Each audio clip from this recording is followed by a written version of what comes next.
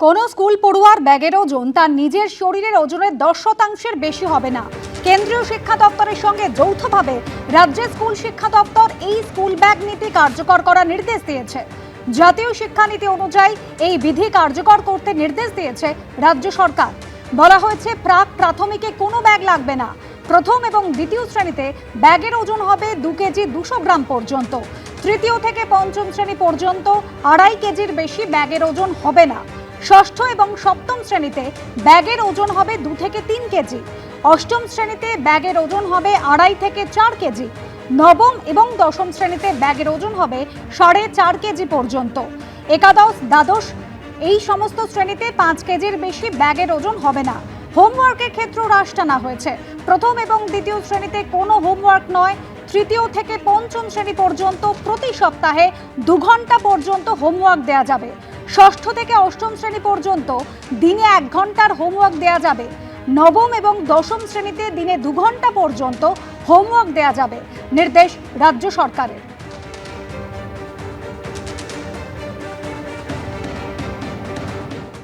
ভাটপাড়া গারুলিয়া থেকে হালিশহর তৃণমূল পরিচালিত একের পর এক পুরসভায় গণ ইস্তফার হিড়িক। চেয়ারম্যান, ভাইস চেয়ারম্যান থেকে তৃণমূলের কাউন্সিলররা অধিকাংশের মুখে শোনা যাচ্ছে দলের বিরুদ্ধে ক্ষোভ। আর এখন দেখার তা কিভাবে সামাল দেবে জোড়াফুল শিবির।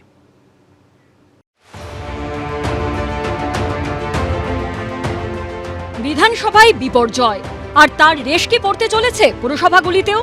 মেয়াদ শেষ হবার আগেই কি ভেঙে পড়বে তৃণমূলের একাধিক পুরসভা? বিভিন্ন পুরসভায় তৃণমূল কাউন্সিলরদের ইস্তফার হিড়িক দেখে উঠছে প্রশ্ন। এবার কি পুরসভা ঘিরেও টেনশনে তৃণমূল? ব্যারাকপুর শিল্পাঞ্চলে তৃণমূল পরিচালিত পুরসভায় ফের গণ ইস্তফার ধাক্কা। উত্তর 24 পরগনার হালি শহরের পর এবার ভাটপাড়া ও গারুলিয়া পুরসভা। শুক্রবার ভাটপাড়া পুরসভায় চেয়ারম্যান, ভাইস চেয়ারম্যান সহ পদত্যাগ করলেন মোট 30 জন তৃণমূল কাউন্সিলর। একই দিনে গারুলিয়া পুরসভার মোট 21 জন কাউন্সিলরের মধ্যে ইস্তফা দিলেন 10 জন তৃণমূল কাউন্সিলর। ভাটপাড়া পৌরসভার কতজন কাউন্সিলর পদত্যাগ করলো ইতিমধ্যে? 2900। আমি রিজাইন করে দিয়েছি। আমি ভাইস চেয়ারম্যান ছিলাম, চেয়ারম্যানও রিজাইন করে দিয়েছি। তখন আমার কাছে আর কোনো অল্টারনেটিভ ওয়ে ছিল না, বিকল্প আর কোনো ছিল না কিছু। সেই জন্য রিজাইন। তারপর আমি চোখের সামনে দেখছি পৌর পরিষেবা পাচ্ছে না লোকেরা, এমপ্লয়িরা মায়না পাচ্ছে না। এ দুর্ভাগ্য যে এরকম একটা পরিস্থিতিতে দলের কোনো সাহায্য পাইনি। আমাদের দল তৃণমূল কেউই পাশে দাঁড়ায়নি। ভাটপাড়া পুরসভা জগদ্দল বিধানসভার অন্তর্গত। এবারের ভোটে এই বিধানসভা প্রায় 21,000 ভোটে তৃণমূলের হাত থেকে ছিনিয়ে নিয়েছে বিজেপি। 30 জন কাউন্সিলর অলরেডি রিজাইন করে দিয়েছে, বাকিরাও ইনক্লুডিং চেয়ারম্যানও রিজাইন করে দিয়েছে। 4 তারিখের পরে যখন রেজাল্ট এসছে তারপর থেকে কোনো কাজ হচ্ছে না। আমাদের অনারেবল মুখ্যমন্ত্রী ওনার কাছে আমরা রিকোয়েস্ট করব কি তাড়াতাড়ি বোর্ড অফ অ্যাডমিনিস্ট্রেটর বসানো হয়। এদিকে ভাটপাড়া পুরসভায় গণ ইস্তফা কাণ্ডের মধ্যেই সামনে এসেছে দুর্নীতি ইস্যু। তৃণমূল পরিচালিত পুরসভার বিরুদ্ধে মুখ খুলেছেন খোদ ভাইস চেয়ারম্যান। দুর্নীতির খবর আমার কাছেও আছে।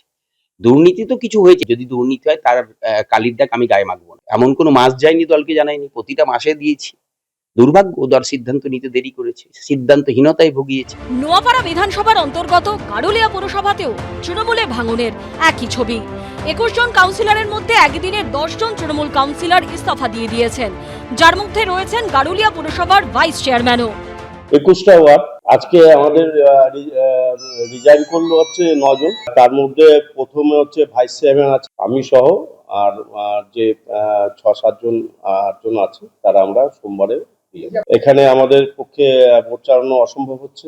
পৌরসভার জন্য সাংবিধানিক সমস্যা দেখা গেছে। একটা অ্যাডমিনিস্ট্রেটর বসিয়ে যারা অভিজ্ঞ লোক আছেন, সরকার যেটা ঠিক করবে বা সরকার যেটাই ঠিক করুক সেটা আমরা আমাদের কোনো অসুবিধা নেই। গত বুধবারই সামনে এসেছে তৃণমূল পরিচালিত হুগলির বাঁশবেড়িয়া পুরসভার সংকট। পুরমন্ত্রী অগ্নিমিত্রা পালের সঙ্গে দেখা করেছেন চেয়ারম্যান। নানা মানে হয়ে রয়েছে, দুর্নীতি হয়ে রয়েছে, আর্থিক অসঙ্গতি রয়েছে। টাইমে যেগুলো করার কথা সেগুলো ঠিক টাইমে হয়নি, এই আর কি। তো আমরা একটা এনকোয়ারি করব, আমরা অডিট করাবো, সেখান থেকে পরিষ্কার হবে কি আছে না আছে। কোনো জায়গাতে পদত্যাগ করেছে, বেশিরভাগ জায়গাতে পদত্যাগ করেনি, কিন্তু তারা আসছেন না। ডিসিশন মেকিং এ যদি লোক না থাকে তাহলে তো পরিষেবা দাঁড়িয়ে যাচ্ছে, পরিষেবা তো দাঁড়াতে পারে না। তাই জন্যই আজকে প্রশাসক বসানো হচ্ছে। যেখানে আমরা দেখবো যে অসুবিধা রয়েছে আমরা প্রশাসক বসাবো। অর্থাৎ দিকে দিকে তৃণমূল পরিচালিত পুরসভাগুলি থেকে সামনে আসছে ভাঙনের ছবি। এবারও কি ফাঁস হবে দুর্নীতিও? সমীরণ পাল ও অনির্বাণ বিশ্বাসের রিপোর্ট, এবিপি আনন্দ। মুখ্যমন্ত্রী হওয়ার পর প্রথমবার দিল্লি সফর করলেন মুখ্যমন্ত্রী শুভেন্দু অধিকারী। বৈঠক করলেন প্রধানমন্ত্রী, কেন্দ্রীয় স্বরাষ্ট্রমন্ত্রী এবং প্রতিরক্ষা মন্ত্রীর সঙ্গে। গেলেন বিজেপির সদর দফতরেও। পশ্চিমবঙ্গে প্রথমবার ক্ষমতায় এসেছে বিজেপি। দিল্লি এবং পশ্চিমবঙ্গে এখন ডবল ইঞ্জিন সরকার। মুখ্যমন্ত্রী হওয়ার পর প্রথমবার দিল্লি এলেন শুভেন্দু অধিকারী। বৈঠক করলেন প্রধানমন্ত্রী, কেন্দ্রীয় স্বরাষ্ট্রমন্ত্রী, প্রতিরক্ষা মন্ত্রীর সঙ্গে।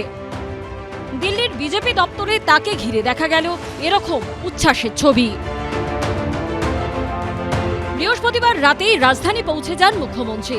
বিমানবন্দরে নামার পর তিনি সোজা চলে যান কৃষ্ণ মেনন মার্গে অমিত শাহর বাসভবনে। সেখানে দুজনের মধ্যে 1 ঘন্টারও বেশি সময় ধরে বৈঠক হয়।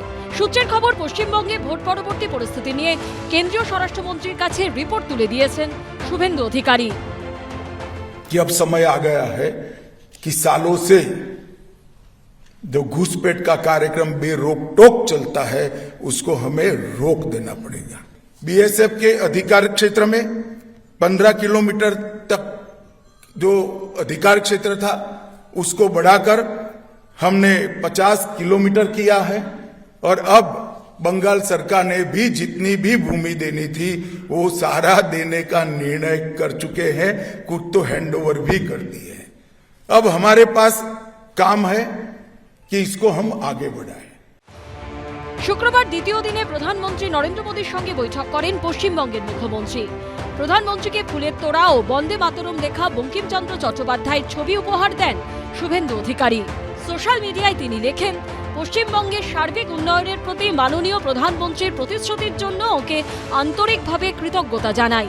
অত্যন্ত ফলপ্রসূ আলোচনায় তিনি পুনরায় সবকা সাথ সবকা বিকাশের দর্শনকে সামনে রেখে আমাকে স্পষ্টভাবে জানিয়েছেন যে পশ্চিমবঙ্গের উন্নয়ন ও অগ্রগতি কেন্দ্র সরকারের কাছে অন্যতম অগ্রাধিকারের বিষয়। প্রধানমন্ত্রীর সঙ্গে বৈঠকের আগে সকালে প্রতিরক্ষা মন্ত্রী রাজনাথ সিং এর সঙ্গে বৈঠক করতে তার আকবর রোডের বাসভবনে যান মুখ্যমন্ত্রী। রাজ্যে পালাবদলের পরই জাতীয় নিরাপত্তার স্বার্থে সীমান্তে কাঁটাতার বসানোর জন্য বিএসএফকে জমি হস্তান্তর করেছে রাজ্য সরকার। উত্তরবঙ্গের একাধিক জাতীয় সড়কের রক্ষণাবেক্ষণের দায়িত্ব কেন্দ্রের হাতে তুলে দিয়েছেন শুভেন্দু অধিকারী সরকার। এই প্রেক্ষাপটে কেন্দ্রীয় প্রতিরক্ষা মন্ত্রীর সঙ্গে সীমান্ত এবং চিকেন নেক নিয়ে আলোচনা হয়েছে বলে সূত্রের খবর। প্রতিরক্ষা মন্ত্রীর সঙ্গে সাক্ষাতের পর রাষ্ট্রপতি ভবনে গিয়ে রাষ্ট্রপতি দ্রৌপদী মুর্মুর সঙ্গে সৌজন্য সাক্ষাৎ করেন মুখ্যমন্ত্রী। সেখান থেকে বিজেপির সদর দপ্তরে যান শুভেন্দু অধিকারী।